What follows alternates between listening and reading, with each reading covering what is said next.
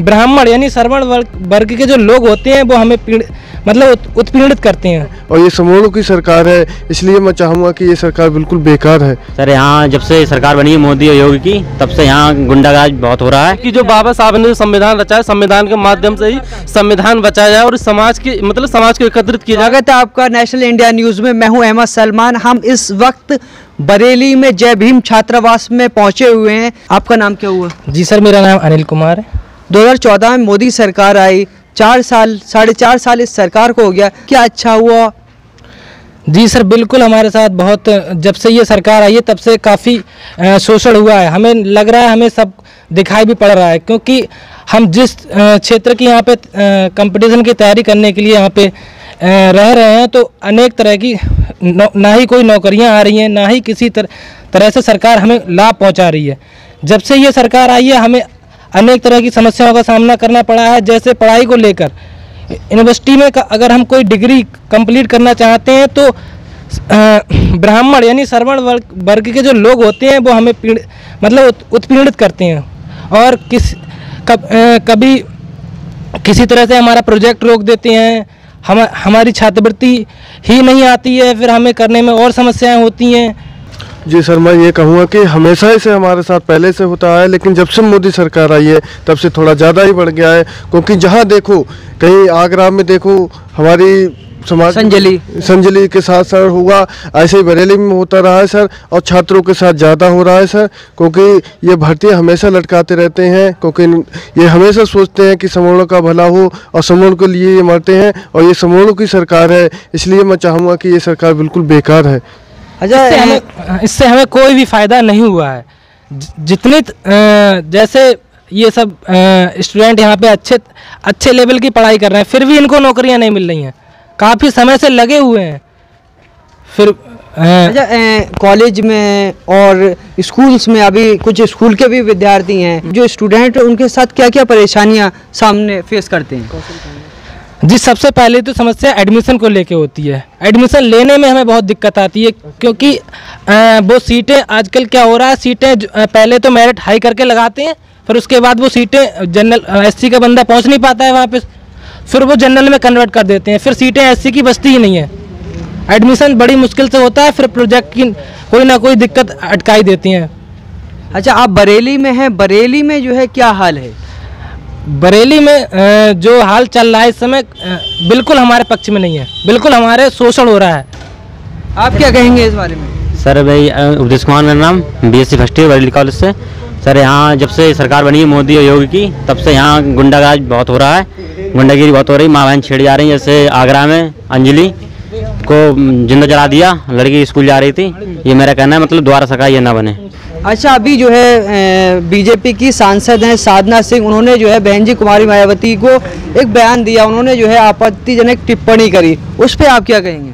जो साधना सिंह ने जो बयान मायावती जी के बारे में दिया है, इससे बहुत ही मतलब भारत में अगर उन्होंने ये बयान उनको किन्नर कहा है तो समझ लीजिए कि महिलाओं का अपमान किया है, और ये हमारे लिए बहुत ही शर्म की बात है। जी, शेड्यूल कास्ट की मायावती जी, उन्होंने किन्नर कहा कि भारतीय जनता पार्टी की अगर विधायक ना होती, अगर और किसी पार्टी की विधायक होती तो अब तक उनके ऊपर एक्शन ले लिया जाता है, लेकिन उनके खिलाफ FIR भी दर्ज हो चुकी है, लेकिन अभी मुझे नहीं लग रहा है कोई एक्शन सरकार ने लिया हो। अभी ये बताइए, जब जो है इतनी बड़ी नेता हैं जो प्रधानमंत्री पद के लिए हैं, जब उनको जो है स्वर्ण जाति के लोग आपत्तिजनक टिप्पणी करते हैं, तो स्टूडेंट जो आप लोग हैं उनका क्या हाल है? फिर भी मैं एक शेड्यूल कास्ट से बिलोंग करता हूं, लेकिन बहुत ही हताशा महसूस हुई है। आज तक जो भी मायावती जी ने, बहन जी ने जो टिप्पणियां की हैं राजनीतिक में, लेकिन उन्होंने कभी आपत्तिजनक भाषा का इस्तेमाल नहीं किया है, जैसा कि भारतीय जनता पार्टी के विधायक जी ने किया है, विधायक ने किया है। जो अगर इस सरकार की बात करोगे तो पूरी तरह से तानाशाही दिखाई गई है, क्योंकि दलित समाज है, ST SC OBC जो, उनके साथ पूरी तरह से वो व्यवहार किया गया है जैसे उनके कोई यहाँ पर अधिकार है ही नहीं। चाहे वो शिक्षा के माध्यम से देख लीजिए जाए, चाहे वो सामाजिक माध्यम से देख लीजिए जाए, क्योंकि हर स्तर पर उनके साथ दुर्व्यवहार किया गया। अभी आप देखे होंगे राजनीति माध्यम से देखें तो बहन जी के ऊपर इस प्रकार से टिप्पणी की जा रही है जैसे कि वो उनके पास कोई पद है नहीं, और यानी कि वो इस स्टेट की 4 बार मुख्यमंत्री रह चुकी है। और बहन जी का ओवरऑल कार्यक्रम देखेंगे अब तो उन्होंने कभी भी ऐसा स्टेटमेंट कुछ नहीं दिया होगा कि जिससे कि किसी पार्टी के नेता की छवि पर उन्होंने कमेंट किया हो, और जिसके चाहे पक्ष से या विपक्ष से, बहन जी हमेशा जिसको भी बोलती है बड़े ही प्यार से बोलती, क्योंकि पक्ष विपक्ष हमेशा रहते हैं, और जब तक हमारे पास पक्ष और विपक्ष बात नहीं रखेगा तो मैं नहीं मानता कि राजनीति कहीं मजबूत हो पाएगी। बहन जी, जब भी बात आती है तो हमेशा वो उनसे जो सीनियर हैं या जूनियर हैं उनको उसी हिसाब से रिस्पेक्ट देती है और उनके सम्मान की बात करती है, और पक्ष विपक्ष हमेशा रहता है। लेकिन बीजेपी के नेता जो भी बात करते वो सिर्फ उसी हिसाब से बात करते कि सामने वाला सदस्य है कौन। जैसे अभी जो कमेंट किया था, राजनीति में इस प्रकार से कमेंट नहीं आना चाहिए, क्योंकि कमेंट जो है आप अपनी मर्यादा और राजनीति की जो वैल्यू रहती है उसके हिसाब से अगर हम कमेंट करें वो ज़्यादा बेहतर है। कमेंट करना जरूरी है, लेकिन किसी भी समाज के ऊपर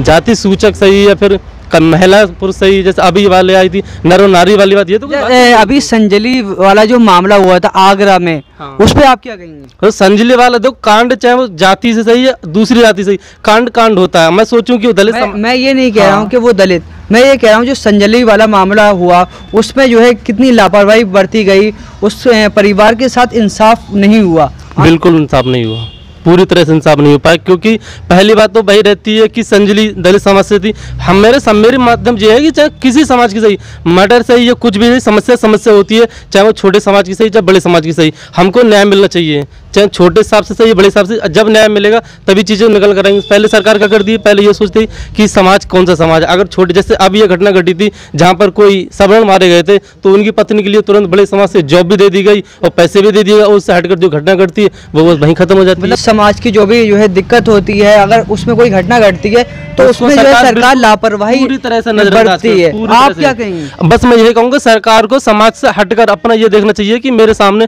जो समस्या है वो समस्या है, चाहे वो छोटे समाज की सही बड़े समाज से, उसकी तुरंत कार्रवाई की जाए और उसको मतलब न्याय मिलना चाहिए। जैसे इससे पहले उन्नाव में घटना घटी थी, बीजेपी के विधायक थे सीधे सामने पकड़े गए और आज भी बीजेपी ने उनको पार्टी से नहीं निकाला है, और वो महिला के साथ बलात्कार हुए थे, उसके जो विधायक थे वो जेल में, उसके पिताजी को मारा भी गया था।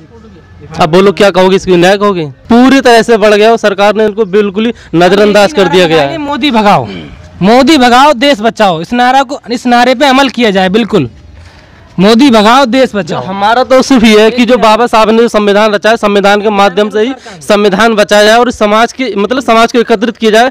SC ST OBC मेरा मतलब है नहीं, मेरा मतलब वो है कि संविधान के माध्यम आपने संविधान की बात की, अभी जो है दिल्ली में संविधान की प्रतियां जलाई गई थी और सरकार बिल्कुल बेफिक्र है, क्योंकि उसको नहीं लगता कि समाज उसका अपना संविधान अलग हो चुका है और ये संविधान अलग, क्योंकि ये जो संविधान है खासतौर से SC ST OBC के माध्यम से, उनका पर्सनल संविधान केवल सरोड़ों के माध्यम से। तो हमारा उद्देश्य ये कि हमारा संविधान सेफ रहना चाहिए और यहाँ पर SC ST OBC उनको भी संविधान के माध्यम से अधिकार मिलने चाहिए, और जो यहाँ के छात्र हैं उनको भी सुविधाएं मिलनी चाहिए, उनको वो रेस्पेक्ट मिलना चाहिए जो संविधान में दर्ज है।